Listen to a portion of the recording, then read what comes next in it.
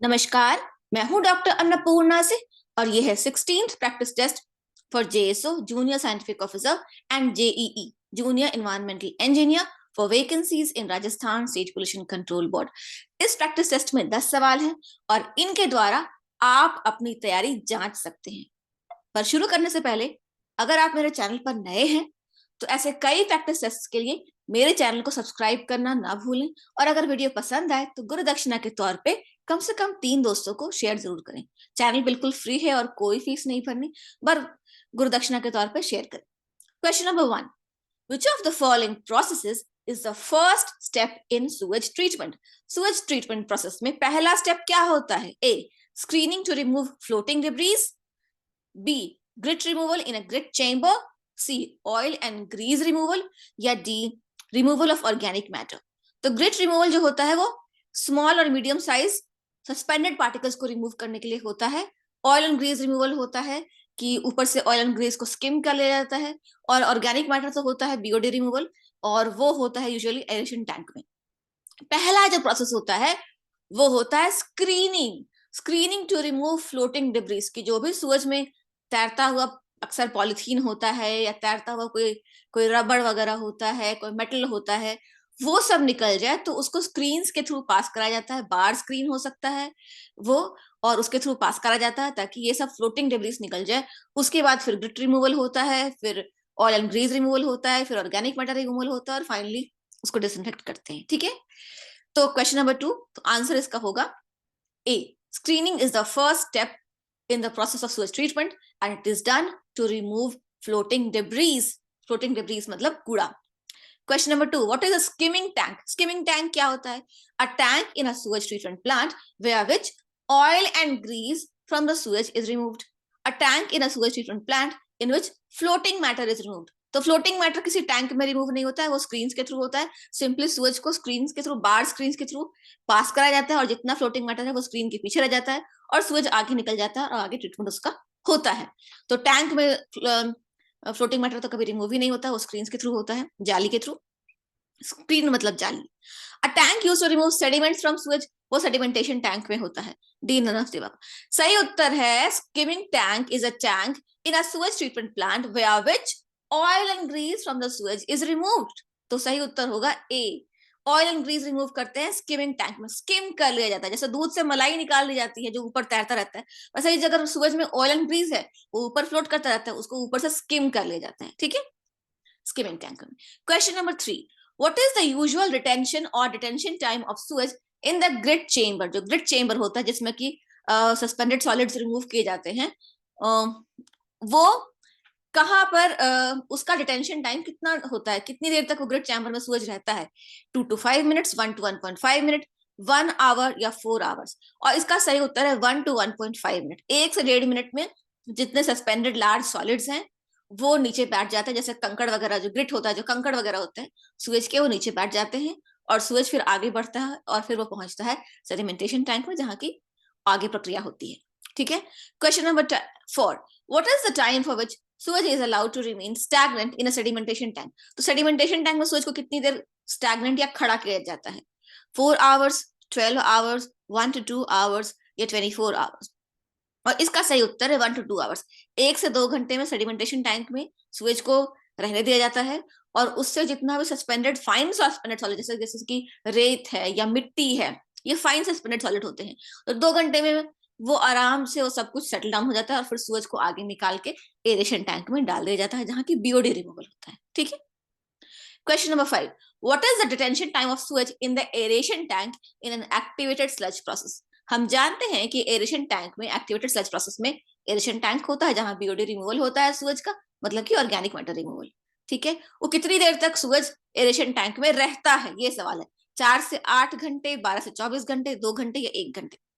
इसका सही उत्तर है 4 से 8 घंटे। 4 से 8 घंटे तक सूरज में बहुत तेजी से एयर को मिक्स किया जाता है एरेशन टैंक में एरेटर्स की मदद से, और उस सूरज में माइक्रोब्स होते हैं, ऑलरेडी माइक्रोब्स मिलाए जाते हैं और उससे ऑर्गेनिक मैटर का बायोडिग्रेडेशन होता है।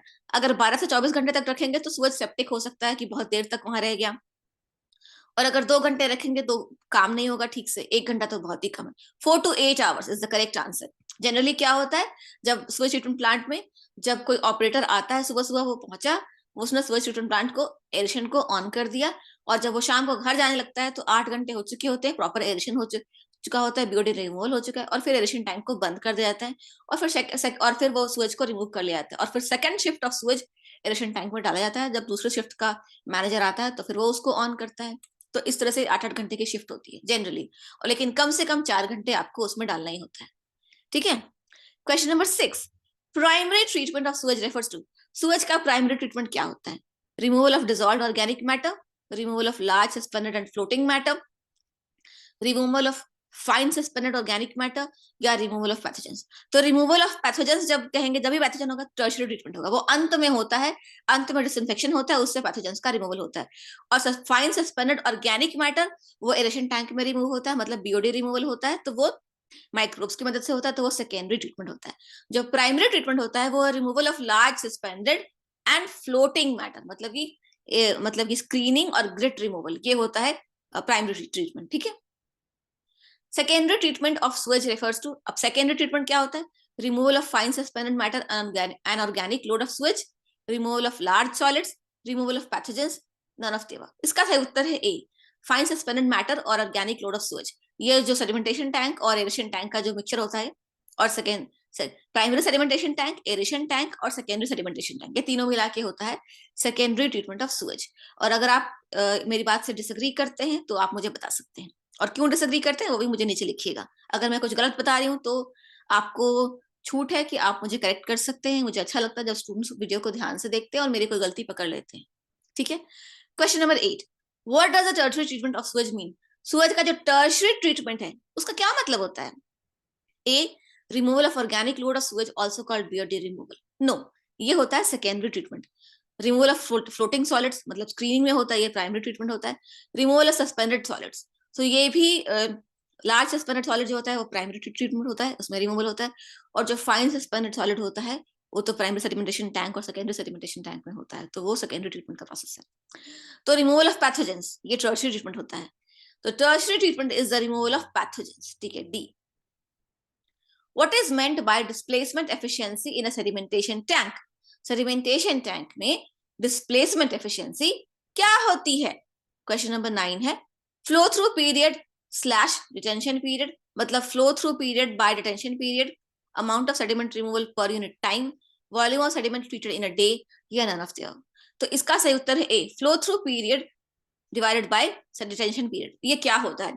फ्लो थ्रू पीरियड वो होता है कि सुएज जब इनलेट से अंदर आया और उससे आउटलेट से फिर बाहर गया, तो इनलेट से लेके आउटलेट तक ट्रैवल करने में सुएज को एक्चुअली कितना टाइम लगा प्रैक्टिकली, वो होता है फ्लोइंग थ्रू पीरियड, मतलब कि इनलेट से फ्लो करके वो आउटलेट तक कितनी देर में गया। ठीक है।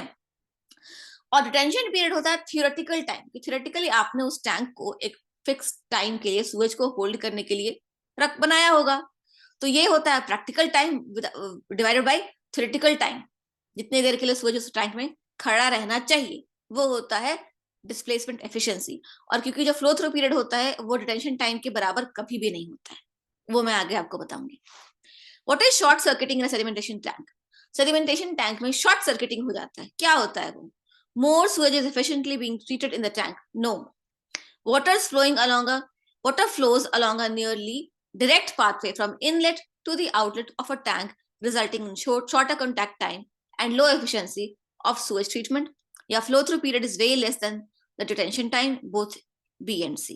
तो क्या होता है? Water flowing along a nearly direct pathway from inlet to outlet, मतलब इनलेट से पानी आया और तुरंत आउटलेट की तरफ चला गया, बीच में उसको ठहराव नहीं मिला, तो वो होता है शॉर्ट सर्किटिंग, मतलब तुरंत हो गया, शॉर्ट सर्किट हो गया। ठीक है।